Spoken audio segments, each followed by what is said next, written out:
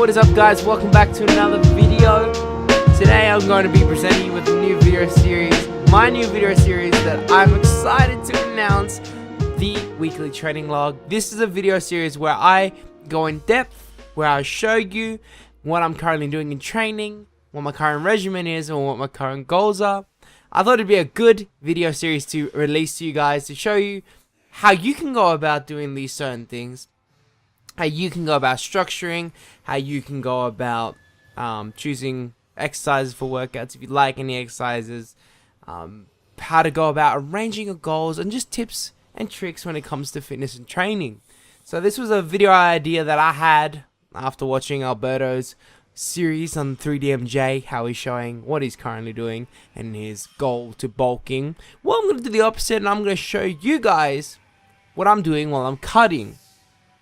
So yeah, right now my current goal is to get down to that 10 to 8% body fat, and I thought it'd be a cool idea just to go ahead and show you guys how I'm going about being defensive about keeping my muscle, my strength, and what I plan to do once I get to that 8 to 10% body fat. So right now I've been cutting for about 1 to 1.5 months at the moment. I've lost 10 to 11 pounds depending on the fluctuation, and you know that's a pretty big difference, and I'm feeling it already. Cutting is difficult. If you guys have never cutted or you're new to the sport of bodybuilding, it's something that is stressful, not impossible, but it's stressful for sure, because it's something that takes away the needs, the thing that provides you to be good at training, which is calories. So yeah, I'm currently in a caloric deficit.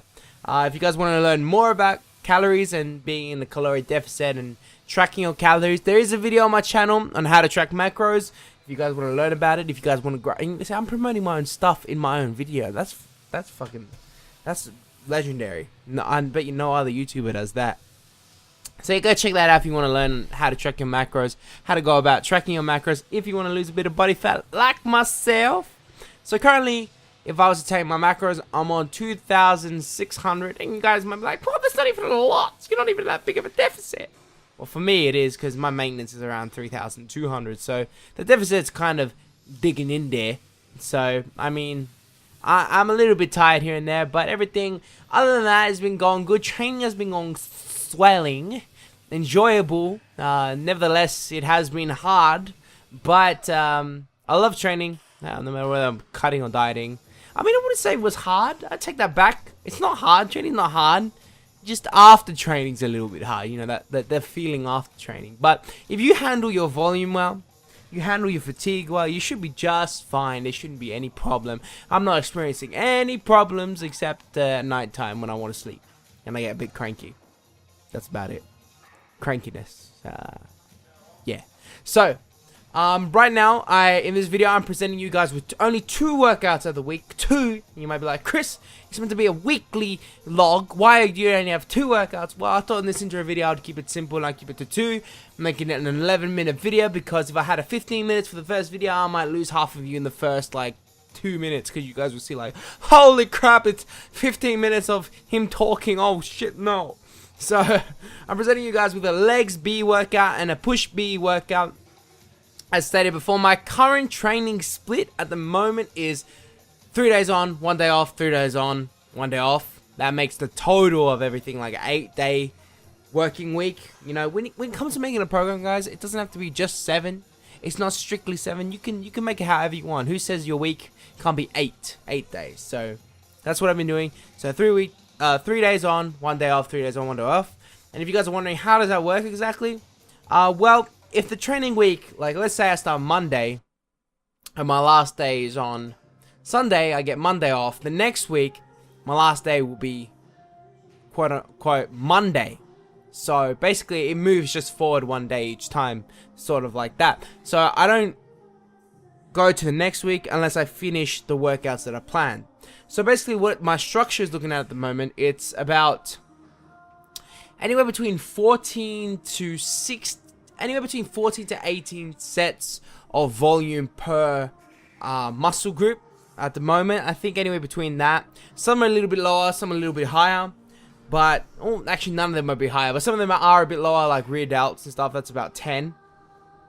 But that's what I'm currently looking at volume wise. If you guys have ever heard of Dr. Mike Israel, his stuff will explain that a little bit better. So, but basically it's my volume intake. I'm currently keeping one powerlifting movement for each day in my workouts, except for the pull days.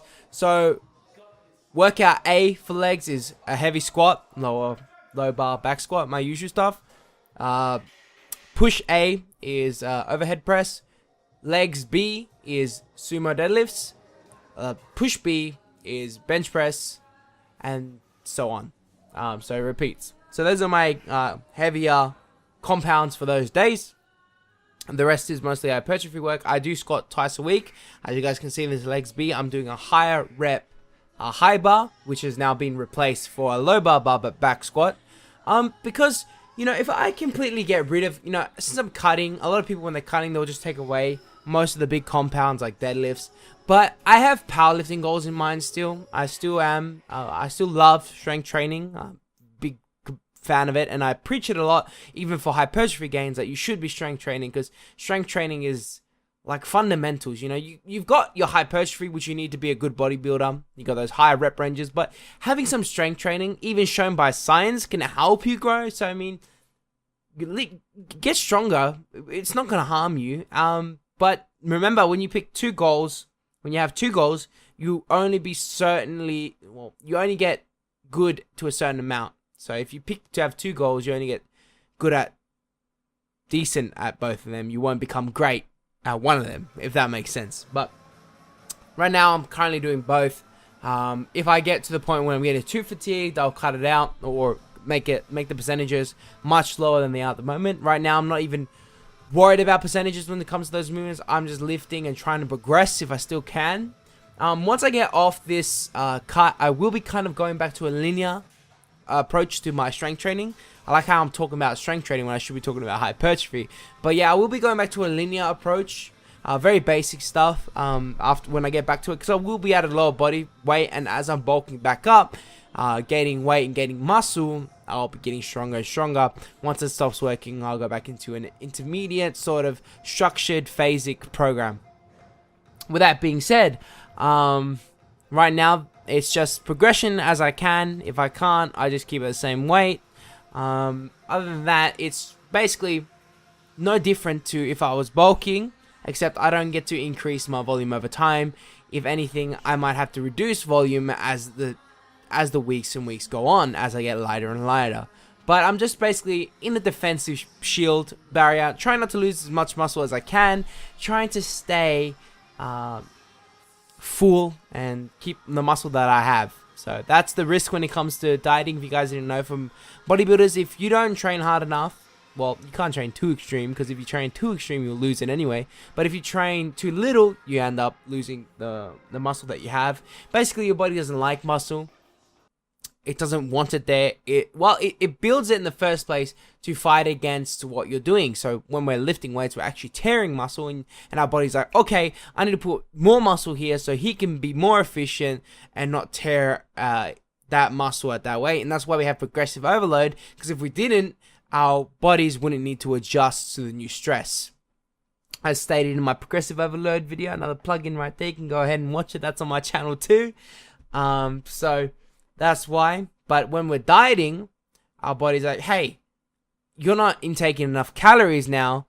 Please, can we get rid of some of this muscle so you have to eat less to survive? Because our body wants to maintain homeostasis. And when we're dieting, we're actually putting our body, we're kind of depriving our body of what it wants. And that's why if you're not careful, if you're eating too little and not training hard enough, your body will actually get rid of that muscle. So that's just a little bit of a tip. Make sure you're training hard enough. Make sure you're eating enough, but not too much, because you don't want to get fat. But you're eating enough to lose fat and maintain muscle. So yeah, guys, I hope you enjoy this intro video to the new series coming up, or the new series that is now. I hope you guys did enjoy it. If you did, make sure to leave a like and comment. Yeah, there'll be more of this, more tips and tricks. If you guys want to hear anything or you want any tips, leave it in the comment section below. And I hope to see you guys in the next one. Peace.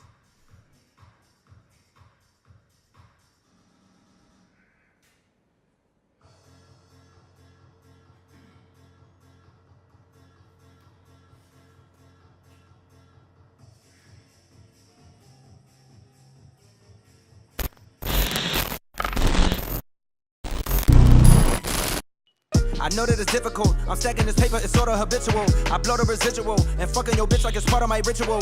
Part of the visual, but money you give me a heart on a typical. I wanted it.